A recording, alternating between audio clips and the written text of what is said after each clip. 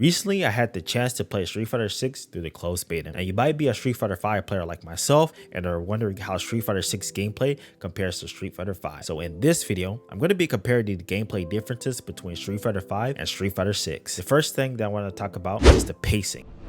When you boot up a match of Street Fighter 6, you're going to notice something different about the pacing, and that is the game is significantly slower paced than Street Fighter 5. How much slower it is, I'm not sure, but as someone that has played a lot of modern Street Fighter, and when I refer to modern Street Fighter, I'm talking about Street Fighter 4 and Street Fighter 5, I estimate the pacing to be somewhere between Street Fighter 5's pace and Street Fighter 4's pace. The second is the movement. Although the pacing is slower than Street Fighter 5, Street Fighter 6 characters' movement still feels snappy and fluid just like Street Fighter 5, albeit with some slight differences. One of the notable differences is that characters in Street Fighter 6 overall seem to have faster walk speeds. In addition to that, dashes have been slowed down across the board by a couple of frames. Now, despite the changes in frames to dashes, some characters still seem to have a fast dash that can catch you off guard because you have to worry about other things. Drive impact. Sorry, must be the allergies. He needs some milk. But anyways, because of this, dashing and either throwing and frame trapping is still very good in this game. Now this could change in the future due to either nerfs to dashes or optimized play, but for right now, it's still going to be very good. The third gameplay difference I'm going to talk about is throws.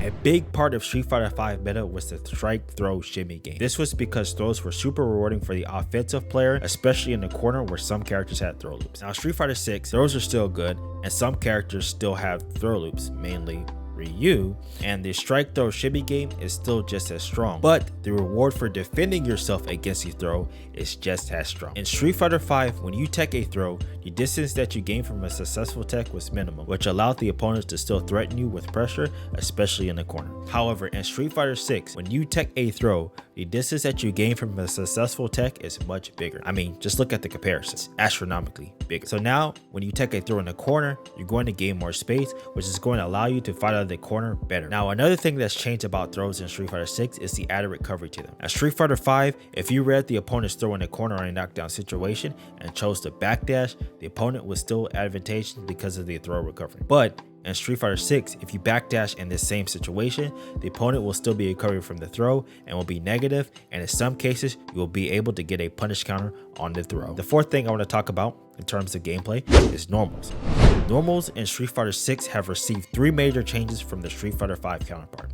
The first is frame advantage. In Street Fighter 5, it was very common for most of a character's normals to be plus on block. This led to sustained pressure, and one of the things I hate the most about Street Fighter 5, tick throws. In Street Fighter 6, normals have received a significant reduction in plus frames, and most characters seem to have only one or two plus normals at max. Now, more normals can be made plus, but it costs us resources because you must use drive rush cancel to make your negative normals plus. Now, the second major change is the cancel window to low forward. In Street Fighter 5, it was very common for characters to have strong low forwards with late cancel window. This allowed for players to hit confirm the low forwards in the knockdowns and to get their pressure started. In Street Fighter 6, the cancel window for low forward is a lot stricter and late cancels are pretty much gone.